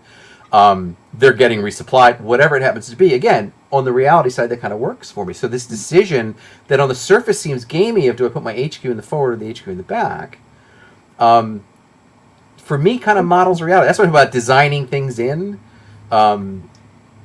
It really, for me, I want it to be transparent to you. I don't want you to feel that. Gives that narrative to you, because you're thinking, okay, they didn't do it because they were reloading or because they didn't want friendly fire, right. Blue or blue. It works. You just have to make the story up. Right, and I think part of my and maybe Herman can I think Herman, because he's done such a huge body of work, may not have this problem, but me, as somebody who I'm relatively new on the scene, even though I've been designing games for 40 years, it's like I've been publishing games for 40 years. We're getting across what's happening within the counter to justify the way you've written the rules. It's really hard. But once you do... Can you remind me, because I think I read it, and I always thought it was interesting, I can't quite remember why, the Soviets have twice as many activations as the Americans. Generally, Oh, the other way around. The other way around. Or it's the other way. NATO. Yeah. Yeah. NATO had historically NATO at the time had a better command structure. Okay. And a more flexible command structure. Also, there were actual technological things. We had encrypted frequency jumping radios. My understanding is they did not. That meant electronic warfare was at a different level. Electronic warfare was at a different level, although electronic warfare tended to be, if you were jammed, if you jammed them, you were also jammed. So there was a little bit of discretion. But not having it's funny in World War II in squad leader where they'd say you don't have a radio in every Russian tank. It's kind of the similar thing where the company commanders in the Soviet Union at the time, if I'm remembering correctly, and somebody can correct me if I'm wrong, they were kind of in charge. The guys in charge of the platoons weren't really in charge. They just kind of followed orders. Yeah. Which is different than the independent nature of the NATO platoon commanders. Okay, so the NATO platoon commanders generally had more initiative. Yes. For better words of it. Yes. So that's okay. Absolutely. Yeah, because I was like, okay, and also it seemed like that actually kind of balanced the game a little bit more. Yes. Because generally you have more Soviet units, which is by all means I believe that, and then the numbers are there. The numbers are there, so that not having two activations, they have more numbers, but having multiple activations for the NATO kind of balanced that. Right. But you've also got the thing, the Soviet doctrine and the fear of commanders of doing the wrong thing and getting taken behind the lines and shot, because they did the wrong thing. So yeah, they're going to be a bit more hesitant. And of course, Americans had the better equipment. So yeah, right. And it's the effect of NATO has to work twice as hard because there are twice as many. It's not so much you have two activations as you need two activations. Yes. And so I see Herman as a comment about design for effect. Let the players fill in the details of what's happening in the counter, and this is you feel like you're running a Russian Soviet battalion because you have more units that fire when you do. They just don't move as often or fire as often. So the decision when to move and when to fire is more critical. NATO, it's like, well, there's a 60% chance I'm going to get a second activation, assuming the turn doesn't end. Yeah. That's that I also love that variable end turn. Like playing if you're playing solo, even if you're playing both sides not using the solitaire assistant, you don't know when that turn's going to end, and you also don't know when that platoon's going to activate. And I love that part. That to me that's genius, because you're like, I'm going to take this platoon, I'm going to move them. End turn. Oh, no, I'm not. Damn it. Yeah, and you're like, what am I doing in the middle of this field? I mean, and it's because some people, a lot of people want us to revise like we have move and fire, but we don't have fire and move. You're like, well, why not? It's like, well, you have to break your time distance scale somewhere in a game that has turns. And in one that flows as freely as this does with you don't know what's going on, that kind of fits. So having end of a turn is like a refresh, which on the surface seems gamey, but there are lulls in any battle where you kind of catch your breath. Are there 12 for 12 turns? I don't know. But it's a game, so we break it into turns. So that's one of the points where it's like it kind of, for me, I call it breaking the game. It's like you can't fix that. If you choose to have turns, you're gonna have an end. There's some games that do admirably in trying to get past that and just kind of a continuous flow and endurance. And I like the idea of that, but boy, is that taxing on the mind. It's like it never ends. I'm like, it's one turn is enough. You can take a break, go get a Coke. It's like. So fire and move, not move and fire. No, we have move and fire. So you can advance your guys and then fire, but you can't fire and move. Because what happens is it breaks some of our mechanics. Yeah. If let's say you have your M1s with enhanced move and fire, and they can fire and move instead. Well, now you're sitting on the ridge and you fire and you get away. But that is a single tank perspective. That's an MBT scale, where you fire and in seconds you get away. But our scale is 5 to 15. Right. Our scale is 5 to 15 minutes, and there's 4 M1s in that counter. Right. I get you. So, I like the historical chaos. Thank you. Yeah, I want to comment on what Herman said when I remember what I'm saying. But so fire and move doesn't quite work because it says that in 5 to 15 minutes I have fired and you have not responded and I've gotten away and you couldn't get a shot back. And that's simply not the case. So it's all to do with the scale of Yeah, what- so what you know, playing. getting people to say this is an exchange of fire. I always go back to the story in in some of the books about the Arab-Israeli wars of when in '73 when the Sagers were first used heavily against the Israelis, and they'd say, you know, Israeli tanks would have 10 or 15 wires draped across them, which means the Sagers missed, but that means there were 10 to 15 shots, and that's kind of how you have to think of it when a platoon fights a platoon. There's multiple shots and multiple moves to addition. Once you fire, you don't stay where you are. You find a new firing position. So people are like, well, what about hull down? I'm like, well, there's 4 tanks in an M1 platoon. And in a 150-yard circle, call it, how many firing positions are you going to find to the point where somebody's going to get a shot at you? People are like, why aren't there any flanking rules? I'm like, it's a platoon. Having played MBT extensively, a little bit off angle is a flank shot. And when you have 4 tanks and they're all patrolling different areas, somebody's flank is always exposed. So there's no need for a rule. So we can design that out. What Herman was saying about historical chaos is, I mean, that's kind of what a lot of my job is getting the parameters of the weapons. When we discovered, the range circles, everybody's got range circles. And we went with a formula of no matter the weapon, infantry weapon, anti-tank weapon, artillery. Well, artillery. So let's leave artillery after that. But anything on the direct fire battlefield, even mortars.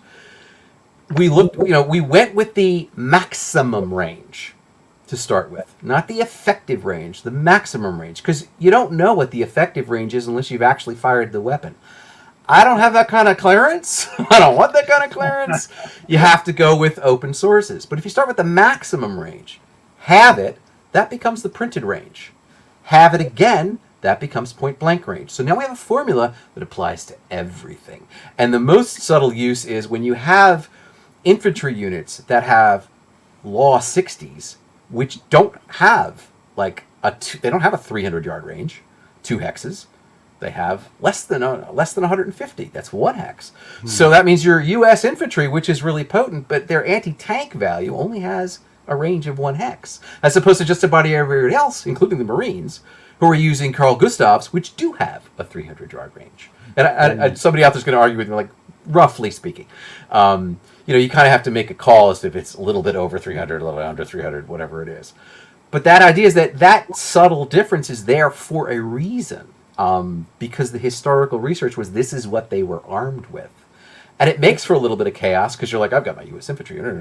And believe me, I'm totally about the U.S. Army. So I'm like, yeah, I want to win. But then you find the West Germans have that little anti-tank edge. Okay. And so do the Soviets with their RPGs. Right. Okay. World at War. Fantastic. You've got an airplane game on design, haven't you? Aircraft Yes, game. I do. Yeah. Tentatively About called. that. The other thing I want to know if you can do that, Keith, is how on earth did you get into this, and have you designed any other games that we should be aware of? Or is this your first proper gig, so to speak? No, I first self-published a science fiction space combat game. Hello. This is the artwork from it. Where can we get that? sorry, Where can we get that? You can't. Well, I can give it to you. It's not for sale, but I can absolutely give it to you. But on the other hand, I warn you, it's called Firepower Pass. I have worked on various versions since. It is a 3D squadron level combat game, and it's based on a science fiction environment that myself and a friend of mine who's long passed away had developed, and sort of he left it to me to finish it, and so that's why it's set there. It's 3D because you move your squadron in 3D, and it's very simple in terms of you don't have to calculate. It's a miniatures game to start with, although I did try to make a board game version, where you have octagonal tiles, and there's measures on the tiles so that when you're going up or you're going down, it calculates the angle, and therefore, because all you really need is the horizontal disposition to be right, and then you just change the altitude marker. So it's what is that shortening of this horizontal distance when you're going up or down. And it has a line. So you just put the next tile on that line if you're going up or down, and it calculates it without you having to calculate anything. And then it's squadron level because... Let's do it. Yeah. I can't do it because I have a simpler version of it, but I don't have a consistent version of it. I went to a board game version, and the problem there was you didn't have those tiles. So you had to calculate what the horizontal... And that didn't work. So I pulled it back and said, well, what was the best parts of the miniatures game? Because the first friend of mine out there he's like an engineer and he just absorbs everything. We're at a convention and he's like, can I borrow the rules? And the next day he knows the rules better than I do, and the book is this thick. Which is part of the problem. The rules were, as he described them, onerous. You never want that as a rules review. No. But I was at the time, I've got to describe everything, and if this is the same as this, I've got to describe it again. And there's some people who like those kind of rules. But you can't absorb it that way. He did because he's got a massive mind. He's a wonderful person. But, I looked at it and went, no, it just needs to be simpler. So I've been simplifying. That was my first self-published. I sold about 100 copies. I don't know if anybody played it or not, but I've been designing games since I was, 12. And first game I did actually was Strategic Starship Troopers, because I loved Starship Troopers when it came out. Back in the day. I still love Starship Troopers. It's one of the most balanced games I've ever played, and there are people who go, no, it's impossible. Like, no, you're playing the bugs against the Terrans. It's extremely balanced. We've had games just like 2 platoons and 2 complexes, and the point score was 105 to 104. That's it. But I did a strategic game where I took like a sewing board, like a 6x3 sewing board with squares, and I drew out galaxies and stuff like that. And I that was back in the day when I think I got counters from Chessex, blank counters, and I hand drew them all. Don't ever do that. You designers, like you, Herman, and Mike, and all that, and you just got different DNA, I think, because I can't get my head around how you start designing a game. I really can't. You get on a roll.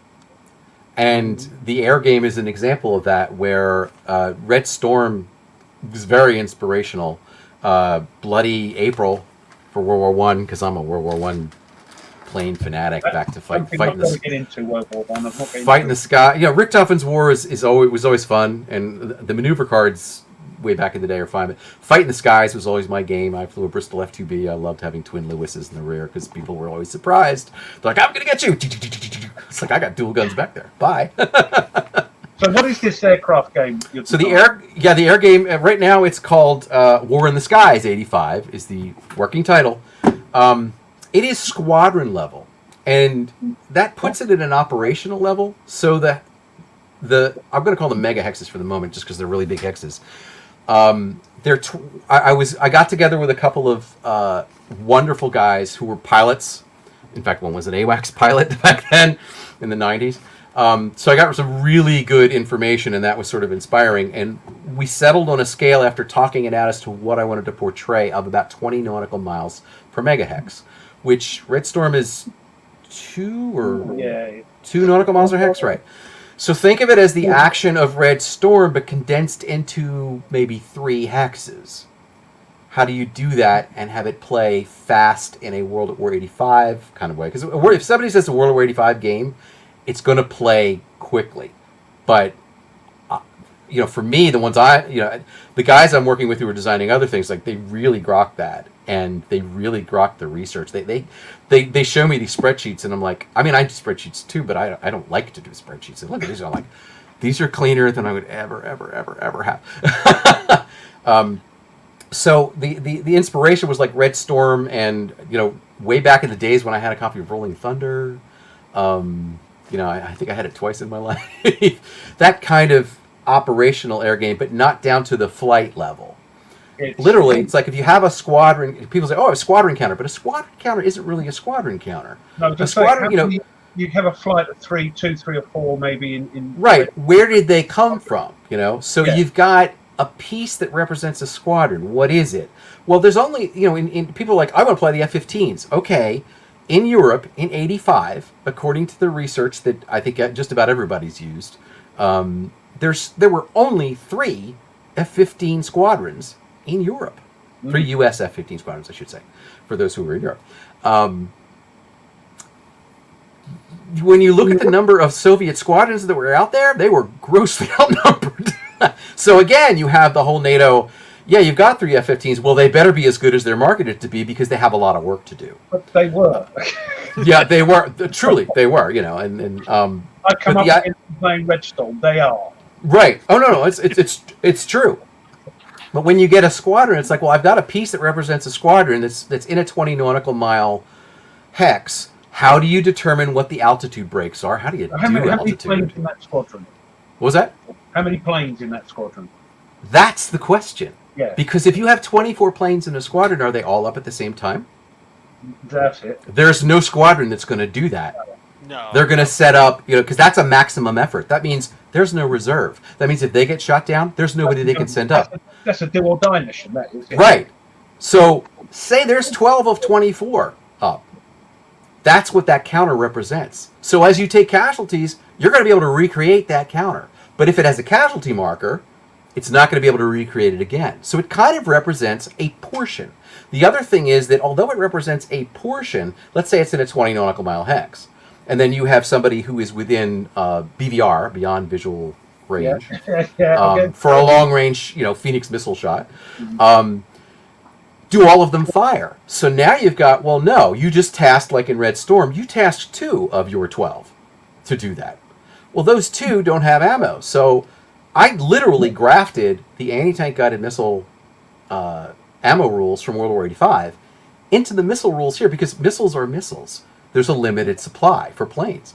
And I just said, look, when you fire, you make a piloting roll, which is your fire discipline, to see whether you go to... And I'm deciding still on whether to go straight to low, because planes can carry a lot of missiles, but they don't carry that many missiles on the scale of 20 nautical miles. And I haven't actually finalized the time scale. It's not 2 minutes. It's probably, because people are like, well, how fast can they go? And I'll address movement if we have time. Is it as complex as Red Storm, or is it going to be comparable to World at War 85? It's going to be comparable to World War 85, but air combat is complex. Yes. So I'm finding out with Red Storm. Thank you. Yes. The things we want. We work from data. One of the first questions that somebody posted was, "Is this going to be a bucket of dice game, or is this going to be based on data?" I'm like, I don't know of an air game other than the old battle cry dogfight that doesn't use data. What am I trying to think of? SPI's Air War. Played it, had all the maps laid out, had my MiG-25s 5 maps away, and, got shot down by Phoenix missiles without even seeing the enemy. Yeah. So I'm all about data. Foxbat and Phantom. Anybody ever played that old SPI game? No. It's... We maybe we were at the wrong altitude, but it was kind of lopsided. NATO just won. But my understanding is it's based on solid data at the time. So here we've got new data. One of the guys on our team was a fighter pilot in the 80s, flew F1s, Mirage F1s. So yeah, we're trying to get together teams of as close to experts as I can get. Certainly, like I said, we've got the first guy I tested with was a pilot.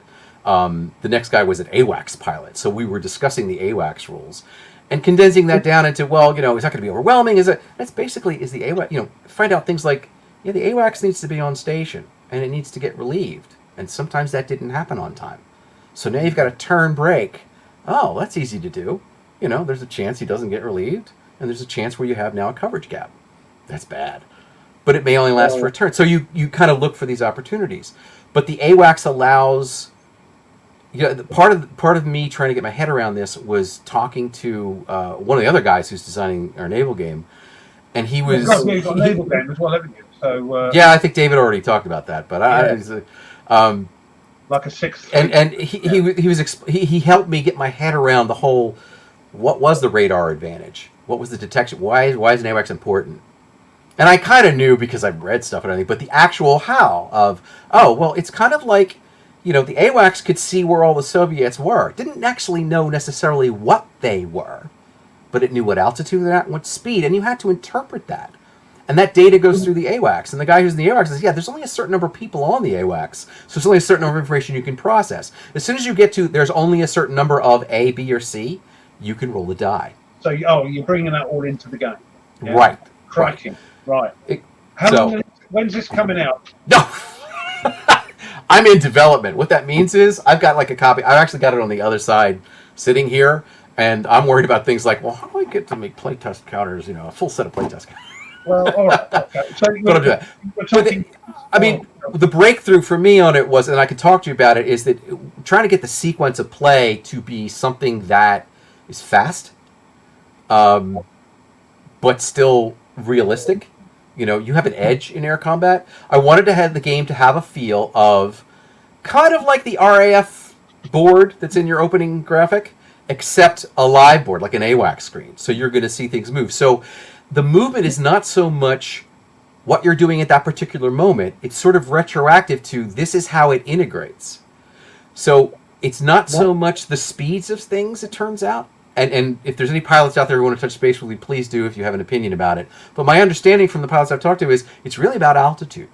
The higher you are, the more fuel you save. So you want to get high. Plus high is a combat advantage. Unless there's radar involved, in which case you want to look up. But then you have look down, shoot down radar for certain plane types. You see how it integrates? Yeah. And all that stuff can have die rolls. I've played Red Storm. I know about this looking. You know more about it than I do at this point, and I've read the Red Storm rules. Right, okay, that sounds great, but that's a way off. And so is the Sixth Fleet thing a way off. Yes. What are you playing at the moment? I'm going to change the subject completely because we need to open up to the questions, don't we? What am I playing at the moment? I'm playing a science fiction game of my own, a ground combat siege. I do actually have it's. I'll put it this way: I'm a huge fan of in the Warhammer 40k mythos, the Gaunt's Ghosts series, the first and only Tanith Regiment. It's been 30 years since I've played Warhammer 40k. I don't have the money to do the miniatures. That's not what I'm talking about. It's the books. Yeah. There's 15 books in the series. I'm a big fan of books like that, sharps and stuff like that. But the books are each like a self-contained battle, and there was one of them that had a science fiction siege, humongous science fiction city. And I did a prototype game with that map. I scanned the map from the book, and I put a hex grid on it and made it four regulation maps. Keith, it sounds great, but it sounds like you don't spend money like the rest of us on games that are being produced. You just make a game up. It's hard not to make up a game when... What game have you bought over the counter? What do you play? Well, I played. It's Herman's here. It's like I played Devil's to Pay a few months ago when I had a chance to play. That was fun. Look what I was playing. You play, in other words, you play when you produce games or not? I do play produce games. Oh yeah. Oh, I have Arab Israeli Wars, MBT. I'm a huge fan of MBT since the first edition. Do you play anything other than Wargame? He likes to ask. Is that what you want to know? Wargame? Yeah. I mean, yes. Not. Sometimes the family will play King Me, which is a very simple little game of becoming the king. I guess Monsters Menace America is kind of technically a war game. I love. Game. I used to play football strategy a lot. Oh, there you go. Yeah, big fan of football board games and football. But what else do you do deck building games? Do you do adventure games, dungeon delves? I used to used to run role playing games a lot. Yes, I did write my own system. It is technically published. If you look for companies don't get much money out of you, are they? Yeah, there you go. If you look for the Visor system, that's my. It's some friends refined it, but we work together to do that. But I'm like, I'm never going to publish this. You guys publish this.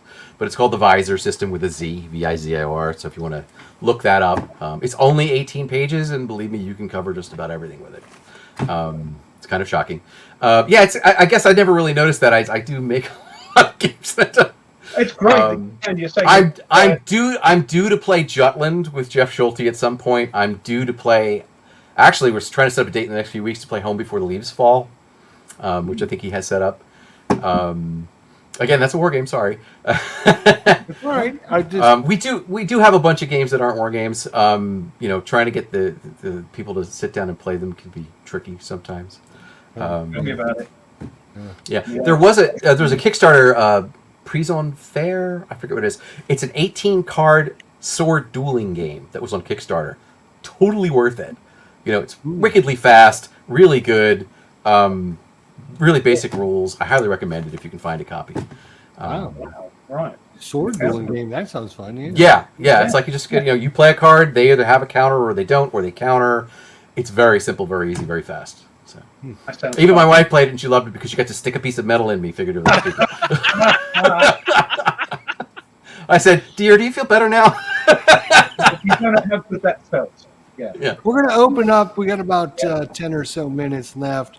We're going to open up. If anybody in the chat has anything to ask Keith, we'll give you about 5-10 minutes to ask any questions and see if there's something that maybe we missed. And thank you for letting me go on about all this stuff. So I told you, you do. I warned them. You do rant a bit. So, I got stuff going on. I got stuff going on. I'm exhausted from soccer, so letting you guys letting you take over for me for today, I was more than happy about that. Anybody that's passionate about this, I'm waiting for an email from Devin that says it's their show. No, right. We're good in a second. So I'm a big Nations at War guy. Love Nations at War. Mm-hmm. I've never really found the inkling to get into World at War 85 because I've got Nations at War. What would you tell people like myself out there that say, hey, I know it's very similar, but I've got Nations at War. What inspiration can you give me to say, try it out? You might like it. It's a very similar system in terms of ease of getting into it. It's pretty easy. I mean, the combat system already. There is a number of dice that's your firepower. There's a dice you're rolling against. You get a number of hits. The other guy has a defense value that's an armor and a save value. Same thing, number of dice for armor. What you're rolling against for save. That's the combat system right there. If I were demoing it, I would demo it just that way. And you go, I've done this already. Yes. Yeah. Are there variations for 85 versus 1945 or 44 or 43? Yes. They build on that. So if you're looking to get into a game quickly, it kind of has the same. You do. I will say this as a caveat: you do need to like the subject material or the idea of the subject material. That's the thing. I'm like, I never want to force subject material on people. So you're like, well, how do you convince somebody like I probably wouldn't. I don't like saying, oh, you love 1985. It's like, I have to force subject material. I'm a teacher, so I have to. So I know how hard it is to force subject material on people. Right. But it's very similar, and you can start out small. Nations at War has its wonderful scenarios. World War 85 has, literally we have a list of which scenarios are learning scenarios. Yeah. And you start small with like one formation on a side, and you can build on that. It's not programmed instruction, but it sort of works that way if you go through the scenarios. The scenarios build, don't they? Yes, they build. And that with a starter kit, would you recommend somebody trying the starter set? Does that give you a good example? Yes, the starter kit that's in the PDF of the rules that you can download off the Lock and Load forums is absolutely a great place to start. I mean, you do cut the things out yourself and everything, but I think you can also, Devin, I don't know if I'm messing things up. I thought there was a published starter kit, but I may be wrong. There is. That was okay. There is. Yeah. Do I track these? Do I track published games? Not even my own. The thing is, if you've played Nations at War and you fancy Modern War, what if, get World at War. If you've not played Nations at War or World at War before, get the starter kit. Right. But if you played Nations at War and you want to get it, dip your fingers in World War 85, the starter kit's a great place, and you can download the rules, and the necessary charts come with the starter kit, and the necessary counters and cards. It's not everything it doesn't need to be. And it's an actual scenario from World at War 85 from Storming the Gap. It's scenario 2, with a slight variation because you want to have a slightly different victory conditions for the smaller scenario. But yeah, and then you play the starter scenario and see what you think. And there's lots of tutorial videos. Yes. Gibby the Gamer did an amazing job doing all these little 5-minute chunks, which is about all I can take. So I love it, of the different rules, and you can pick out the rule you want and watch it for 5 minutes and you're done. Yeah. Alistair, I think it will. Yes. David Heath is the one who updates on that. I'm looking forward to it myself, but I'm actually not the point person for that. So I'm like, will it go digital? I'm pretty confident it will, but I've been waiting a long time. So, yeah. Here's Mike Anthony's ordering some old World at War titles right now. There you go. Fred Sullivan asks, what Keith's least favorite game mechanic? Yeah, Fred always Wow. He always Shit asks draw. questions like that. That's like, wow. You got to diss something. Come on. My least favorite game mechanic. No, I'm going to go back to the beginning of this. Hidden movement where I know where everything is. Okay. Hidden movement. Hidden movement where I know where everything is. Yeah. Yeah, Fog of War's come a long way since the game I'm thinking about for that complaint. So, Herman says he's got your lane. Can you give me a quick synopsis of what Blood and Fury's all about? I think he's. you got another hour and a half. Right, exactly. I think that's Right what in he's the mix. saying. Let's see. Michael says, I think the system lends itself better to World at War 85 than Nations at War. The level of extraction on the map bothers me in a historical setting, but that's just me. Would that be the Nations at War geomorphic maps? Yeah, I get that. Yeah. Some people have mentioned that it's not very historical because of the maps, because they're geomorphic. Right. I mean, for me, it doesn't bother me because I plant myself into the counters and play the game. But I can understand it. Right. It's tough to do that too. It really is. I mean, but that goes back to Panzerleader and Panzerblitz and Panzer Command and MBT and Panzer and all that. MBT. Yeah. Thing. Yeah. Most Squad anticipated leader. game coming out here in 2022. I'm sorry. The most what? Most anticipated game by you coming out in 2022. Hopefully Blood and Fury. You mean somebody else's Blood game? and Fury. Well, no. Actually, one of the most anticipated games was Herman's game that just came out. I was The looking most forward to fearful that. sacrifice. Yeah, most fearful sacrifice. I'm a huge, as I said, Gettysburg fan. Gettysburg. So terrible This Swift is my Sword. third- yeah, that's my third Gettysburg game. So Yeah, I'm still Right. saving. I'm going to save up for that one. So by the time it gets over here to old Blighty, I might be able to get it. All right, spoilers. We won't tell you anything about it. Oh wait.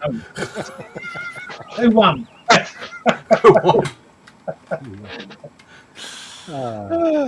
Mike Anthony says, "Lose your turn is the worst tabletop game mechanic." I tend to agree with that. Yeah, Actually, that's terrible. That's go terrible. to jail. Go Yeah. directly to jail. Do Well, not pass go. Do not collect $200. Technically, World War 85 kind of has that because if the turn ends and you haven't gone, you've lost a turn. But we guarantee that you will go the next turn. There's a mechanic that basically says the turn can't end until anybody who didn't go the previous turn goes. Oh, Fred's come up with a great question here. What books would you recommend that you use for research for World at War 85 Blood and Fury? Well, I tell you right off the top of the bat, Red Army by Ralph Peters. But are you talking about? Well, let me ask you: are you talking about nonfiction or fiction or both? I'm assuming whenever you did the research. Okay, I did literary research to kind of get a feel for things, and then I used it's right here, the Military Balance, 85 to 86, because it goes into wonderful detail on what nation had what vehicles, what was on order. Fascinating, proportion. Also, we could verify pieces and say, oh yeah, this was, if I found it in the book, it was fair game. If it was on the, I did say because we basically have an alternate history game, that if it's on the on order list, we're allowed to use it for forces. I remember you saying that before. Yeah. If you didn't actually get it in real life, if it was on order, in this alternate history, it was available. Yeah. Yes. So, but that's one of the things there, and too many books to name as far as forces like CIA document, declassified CIA documents. As much primary research as I could dig up. People were throwing it at me at one point, and I have it all in a folder, and there's dozens and dozens and dozens of pieces. Books wise, the Soviet Air Force, the Soviet Army, There isn't one that either I didn't read or one of my team read and brought it in. There's a lot of research, and a lot of it is sifting through what was good and what wasn't. You know, what was good. What? Why 1985? And not I mean, you 87. could have chose 1991. You could have chose. I mean, Or 87. why Yeah. 85? There was a certain expectation since we were, we were starting with the Old World at War, and then we kind of had to analyze it. But we didn't want to change the time frame, but we needed to codify it because there was a lot of stuff in that wasn't of a particular time frame. So there were things that existed that were up against things that didn't exist, which is all well and good, but that wasn't the storyline. So, we decided to choose a year. First of all, it helps that I have a book for that year, 85, 86. That was part of it. But also it makes it different than, say, MBT, which is 87. It gave us a specific limit to the types of equipment, and we needed that in order to make a finite counter set. Does that make sense? Yeah. It also meant that we could focus on a correlation of forces in the overall strategic thing to narrow it all the way down to what kind of fights would you have on the platoon level, tactical level.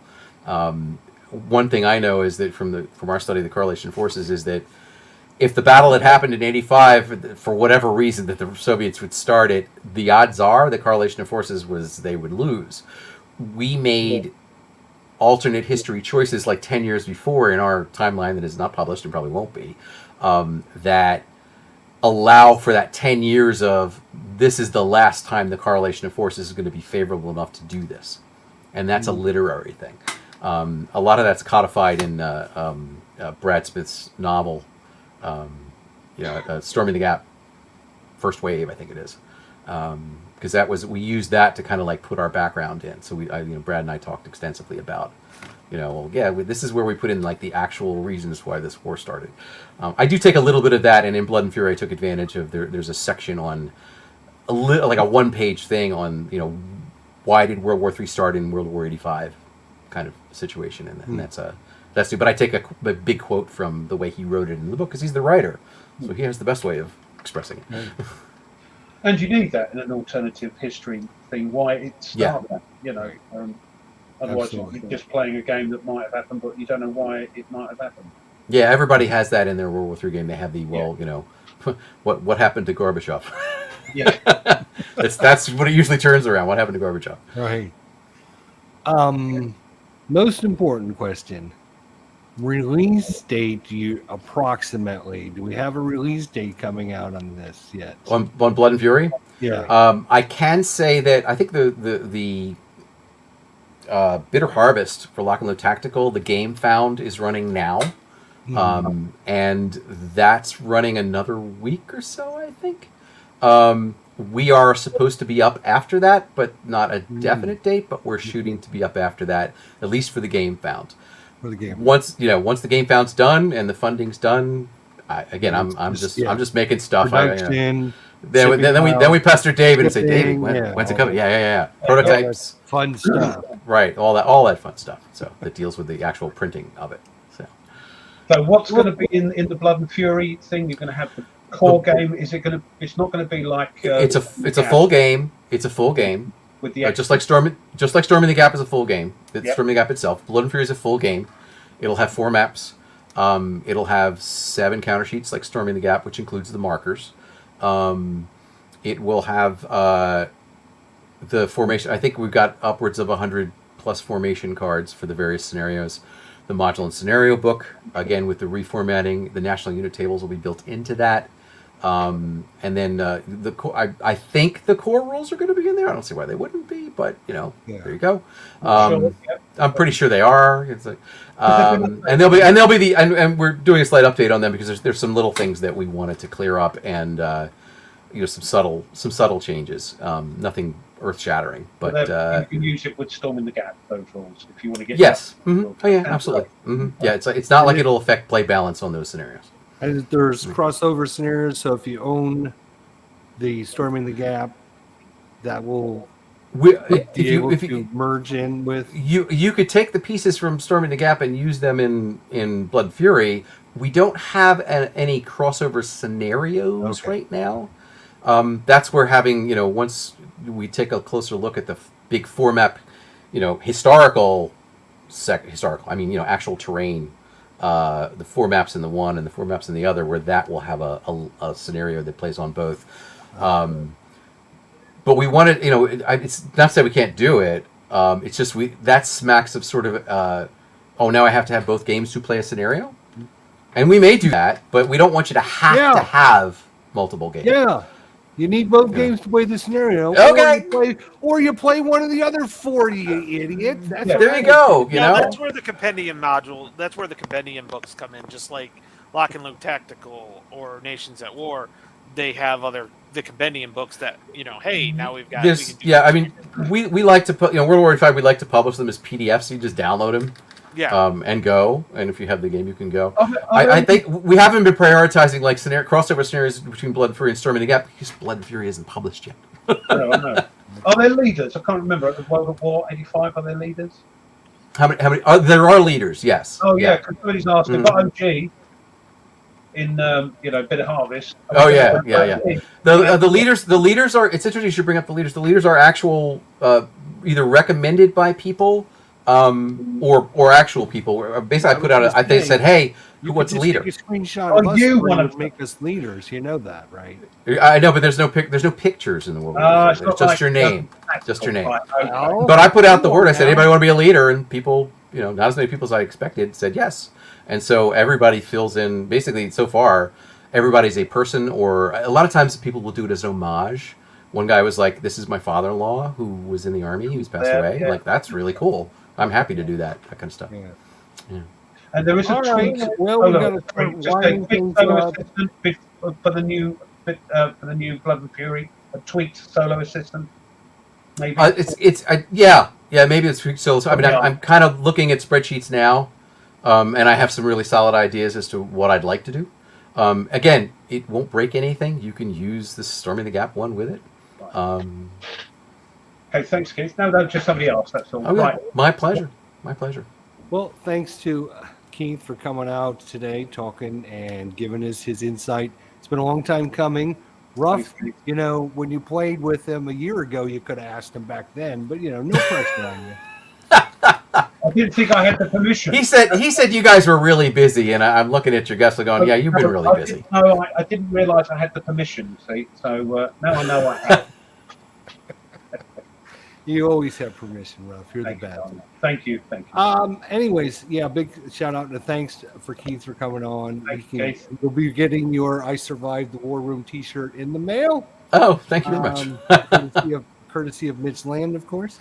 Mitch isn't even on here. He'll get the bill though, right? Thanks everyone for coming out this week. We do appreciate it. Next week, let's talk about it real quick. Next week, it's going to be over at Tony's channel. And it'll be at 5 o'clock. It'll be an hour late start. 5 p.m. Eastern Standard Time because I will be in Chicago that weekend, so I won't have access. I might be able to jump on, actually, but I won't be hosting it. So go to check out Tony's channel.